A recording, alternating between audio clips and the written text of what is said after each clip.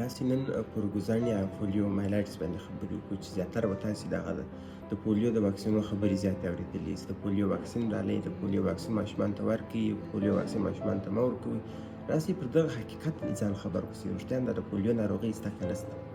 ګوزڼ یا پولیومایلايټس یوه حاده ویروسي ناروغي ده چې د RNA ویروس په واسطه سره منځته راځي. مطلب دا ناروغي شته چې په ابتدایي توګه د انسان هضمي سیستم مصابوي، لیکن امکان لري چې دا ویروس مرکزي عصبي سیستم هم تر یوې اندازې پورې په مرض باندې اخته کړي چې په 1% واقعاتو کې فلج او مرګ لیدل کېږي. دې خبرې ته هم باید فهم چې د پولیو دغه دونه واکسینونو مصارف څه کېږي په دې خاطر چې ماشومان وژنه او ماشومان په فلج باندې اخته کوي. پولیو یوه د محوه کولو وړ یا د دنیا څخه د له منځه تللو ناروغي ده، ځکه چې یوازینی مخزن انسان او تر ډېرې اوږدې مودې پورې انتانې انتقالوي چې د ټولنې نور اشخاص په مرض باندې اخته کېږي. که چیرې موږ دغه په مرض باندې اخته کس تداوي کړو په صحیح شکل سره، نور ناروغان ورڅخه وساتو، هغو ته واکسینونه ورکړو، دا ناروغي په مکمل شکل سره د منځ څخه ځي، بیا هېڅوک نشي ورباندې اخته کېدلی.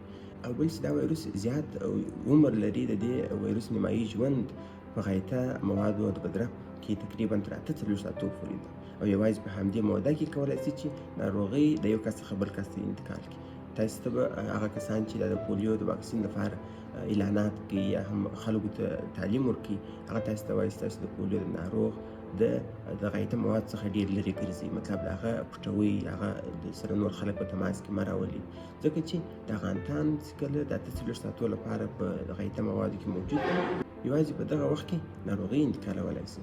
نو باید ځان ورڅخه وساتئ او کوشش وکړئ چې دغه د بدرق سیستم مطلب دغه د تشناب سیستم دا کموډ ته واړوئ او د خاورو د ډبرو دغه شیانو څخه استفاده مه کوئ. د پولیو ناروغي د څه شي په خاطر باندې رامنځته کېږي؟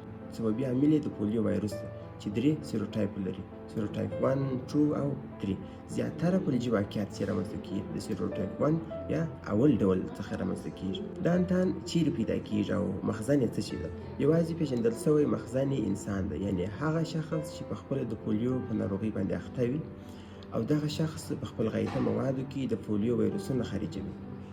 کله چې د دې ویروس سره بل کس په تماس کې راسي، هغه کس ته د پولیو ناروغي انتقالېږي. لکه مخکې چې مو یادونه وکړه، د پولیو د ویروس او ناروغۍ منتن مواد کوم شیان؟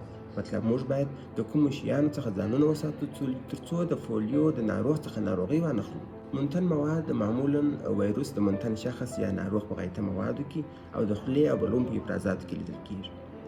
که چیرې موږ د پولیو د ناروغ د غایطه موادو او د خولې د ناروغ سره په تماس کې راځو، نو موږ په ناروغۍ باندې اخته کېدلی شو. د پولیو د ناروغۍ د سرایت پر څخه به لږ څه خبرې وکړو. مطلب کله چې یو کس د پولیو په ناروغۍ باندې اخته کېږي، په کوم وخت کې او تر څومره وخته پورې ناروغۍ نور اشخاص ته انتقالولی شي او هغه په دې مرض باندې اخته کولی شي.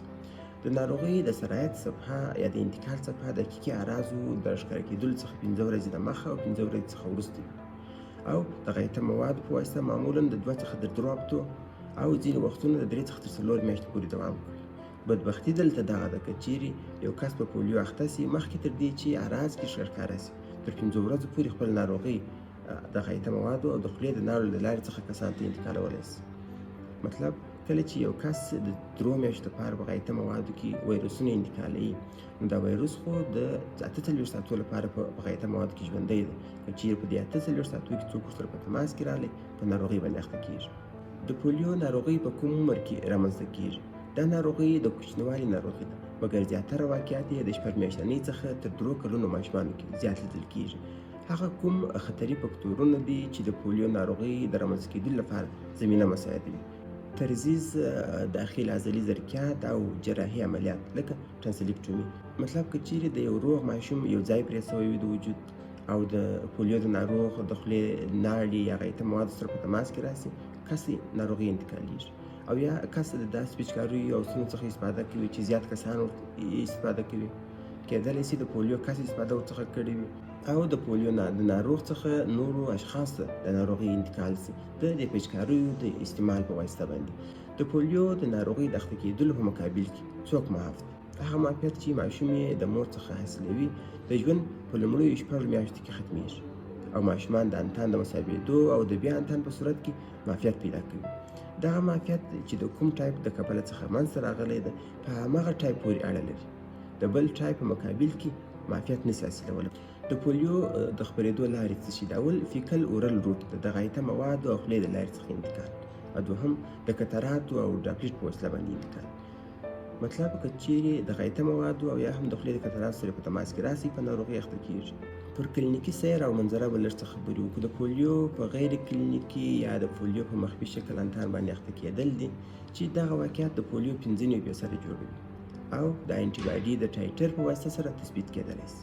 دوهم د پولیو کوچني واقعیت دی چې ورته پولیو ماینر کاز وایي. دا واقعیت د پولیو د ناروغۍ د 4 څخه تر 8% پورې جوړوي چې د ویریمیا له کبله منځته راځي او وایروس یوازې په لابراتوار کې تثبیت کېدلی شي. دریم غیر فلجي پولیو دی چې ورته نان پرالایټیک پولیو وایي.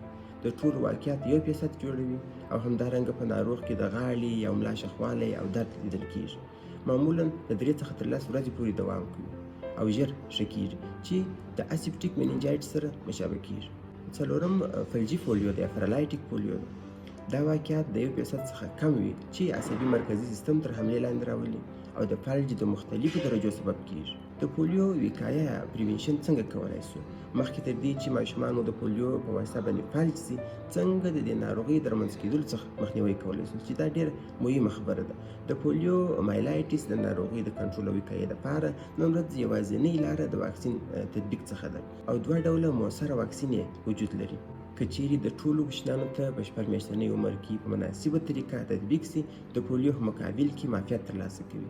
یو اناکټیویټډ پولیو واکسین ده یا آی پی وی ورته وایي، د پولیو غیر فعال واکسین ده، او دوهم واکسین یې د اورل پولیو واکسین ده یا او پی وی یا د خولې د لارې څخه د پولیو د واکسین په نوم سره یادېږي.